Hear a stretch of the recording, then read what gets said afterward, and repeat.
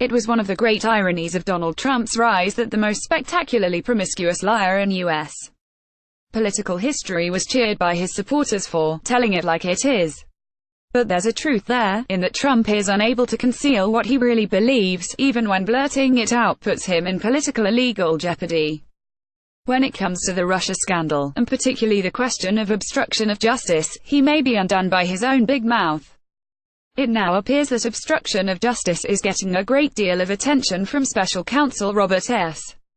Mueller III, particularly relating to the firing of FBI Director James B. Comey and the matter of former National Security Advisor Michael Flynn.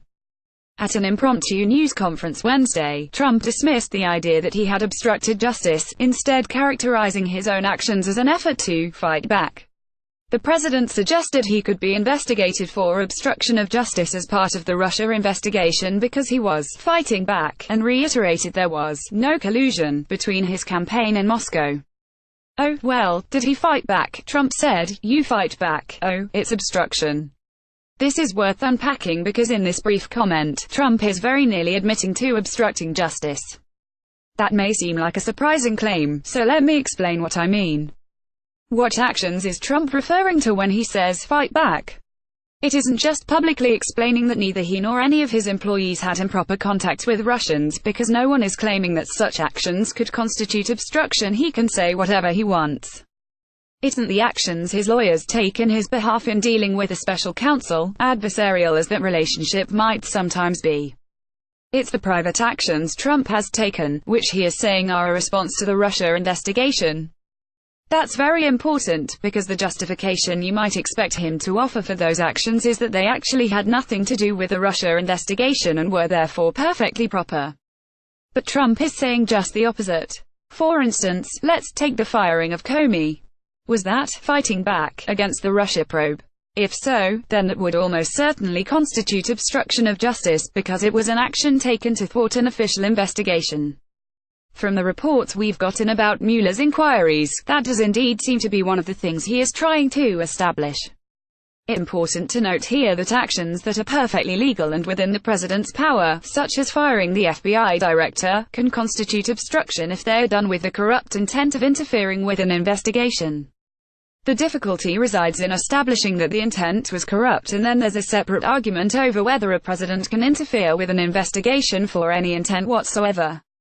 Regardless, we do know that Trump did try to interfere with the investigation. He told NBC News 2 days after firing Comey that he did it because this Russia thing with Trump and Russia is a made-up story. The day before, he told the Russian foreign minister and ambassador that he had just fired Comey and had faced great pressure because of Russia. That's taken off. What about when Trump asked Comey to lay off the investigation of Michael Flynn? According to Comey's sworn testimony, at the end of a meeting the day after Flynn was fired. In February 2017, Trump ordered everyone else out of the room and then said to Comey, "I hope you can see your way clear to letting this go, to letting Flynn go. He is a good guy. I hope you can let this go." Trump denies this. Was that fighting back against the Russia investigation and not just doing a solid for a buddy? If so, that's potentially obstruction of justice, too. It's even more clearly obstruction if Trump knew at that point that Flynn had lied to the FBI about his contacts with the Russian ambassador, which would mean Trump was pressuring Comey to lay off Flynn despite his knowing that Flynn had committed a crime. Trump said in a tweet that he did indeed know that, prompting his lawyer to take the fall by saying he, the lawyer, had written the tweet, just swooping in to take control of Trump's Twitter account for the first and last time, as a lawyer would. This absolutely preposterous claim was believed by precisely no one. What about when, as the Washington Post reported in May, senior White House officials sounded out top intelligence officials about the possibility of intervening directly with Comey to encourage the FBI to drop its probe of Michael Flynn? This is a direct parallel to what Richard Nixon was about to be impeached for when he resigned. Was that fighting back against the Russia investigation, and were those senior White House officials doing it at Trump's instruction?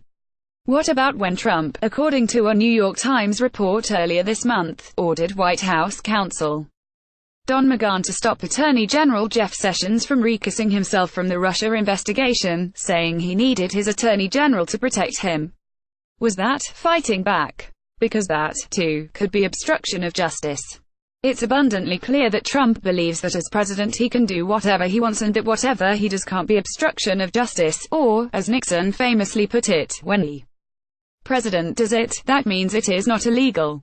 Trump seems to think he has the right to fight back against an official investigation, using the powers of his office to do it. He's going to find out how wrong he is.